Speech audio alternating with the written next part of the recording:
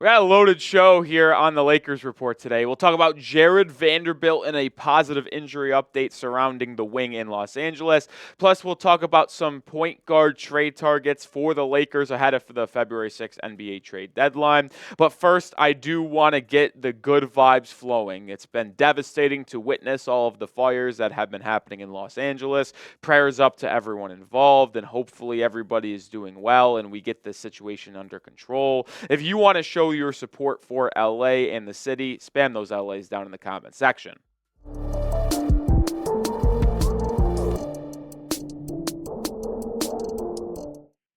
All right, let's talk about Jarred Vanderbilt on the first part of today's episode because head coach JJ Redick provided a positive injury note on Vanderbilt and when he could possibly return for the Los Angeles Lakers. Redick said that there's still a few progressions needed to ultimately return to an NBA game. He had an off day yesterday. Today was a lighter day, and now we're going to ramp him back up. It'll be a little bit of a mixed bag over the next week with live play against coaches. Live play with coaches, trying to mix in a little with the Stay Ready group. We'll get enough exposure to live simulation. Hopefully he's back soon. It's close, but it's not going to be this week. Well, anytime we get a positive update on the progression of Jarred Vanderbilt, that is going to make me happy with the great news because Vanderbilt is someone very key to this Lakers roster that we just have not been able to see work in with this group for a very long time.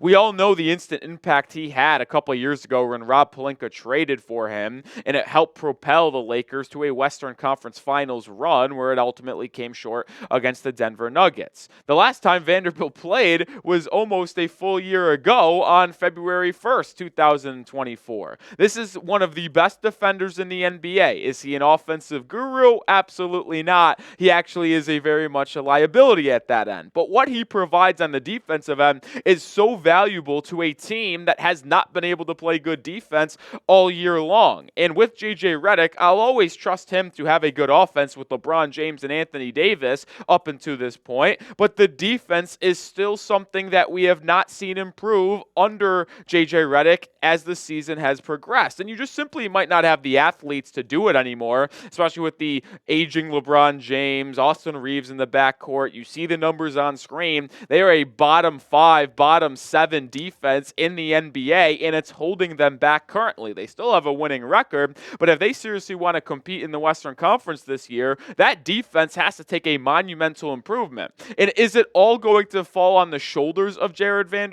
No, that is a little unfair to do to Vanderbilt, but he is such a good wing defender, someone that is so versatile, can guard 1 through 4, can switch, can be that point of attack guy, get in the passing lanes, block shots. His length is so dang impressive.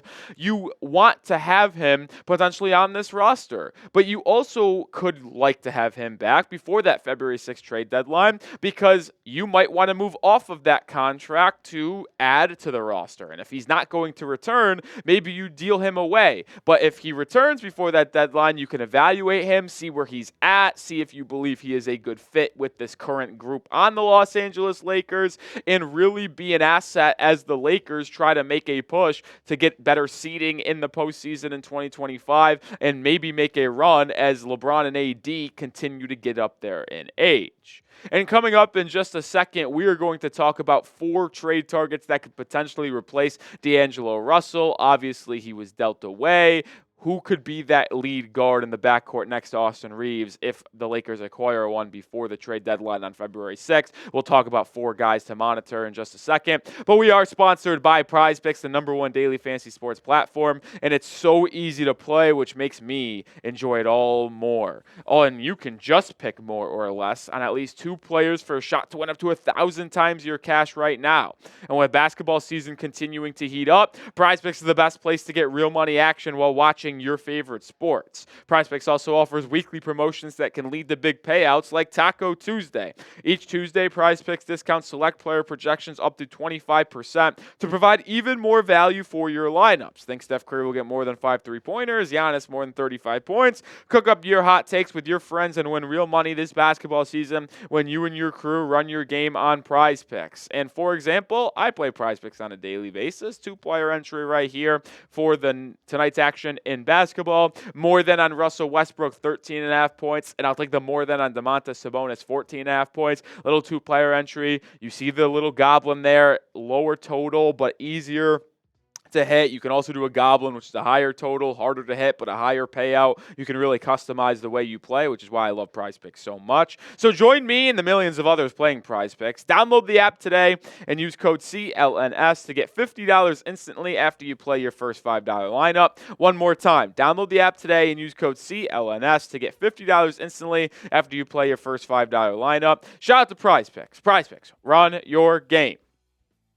All right, Lakers Nation dropped a little intriguing article, if you will, on 4 point guard trade targets to potentially replace D'Angelo Russell on this Lakers roster. And the first one was pretty intriguing to me. It's actually the Utah Jazz guard, Colin Sexton. And I actually have always liked Colin Sexton's game. Do I believe he is going to be some savior in LA? No, not really. But he is someone that can create for himself and also play a little bit off ball.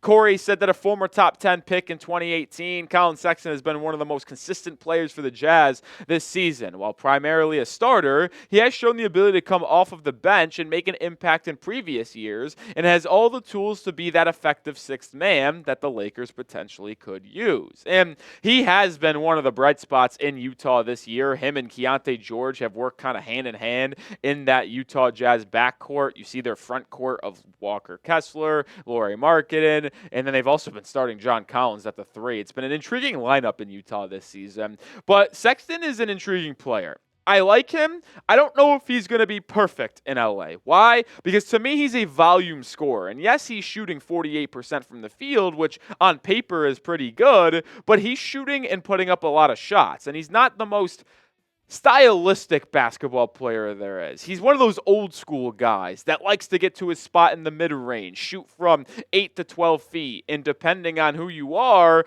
that might not be the best offense for you as the NBA continues to kind of move into this in the paint or three-point shot type of league. Sexton's one of those throwback athletic guards that attacks the rim. The one thing I do like about him, he's a competitor, he's a bulldog, he will never back down from a fight or a competition, and I am fine with that being on my team at any point ever. Like competitors, those fiery guys. I am just curious about the basketball fit with JJ Redick's kind of system and scheme. How about a familiar face in Lonzo Ball, the Chicago Bulls guard, who has finally returned to the basketball court this season? And, well, he's actually been able to stay pretty healthy this year after returning from that scary knee injury. Corey on Lonzo, a very familiar name to Lakers fans. A return to LA could be great for Lonzo Ball, who undoubtedly fits the criteria the Lakers needed in a backup point guard. Obviously, the injury concern is big for Ball, who has returned to the court after missing the last 2 years, but he's beginning to round into form, and he might be worth the risk. And you see him say he's rounding into form. He actually started an NBA game for the first time since that knee injury 2.5, 3 years ago, just this past week when the Bulls took on the Sacramento Kings. He's continuing to ramp up, continuing to progress with that knee. He practically has a new knee, and although it took 2.5 years to get back on the court, it could be one of those situations, and we'll use the analogy in baseball here, where a pitcher gets Tommy John,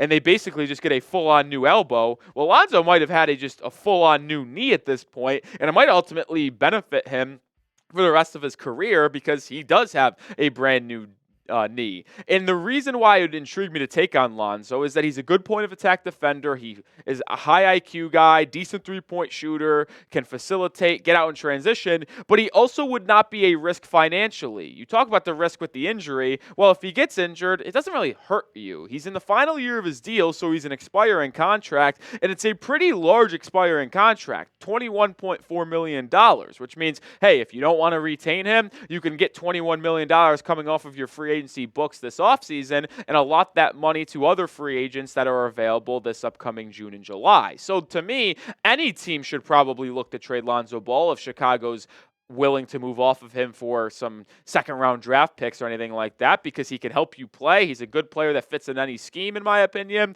And if it doesn't work out, well, guess what? You get that $21 million expiring contract.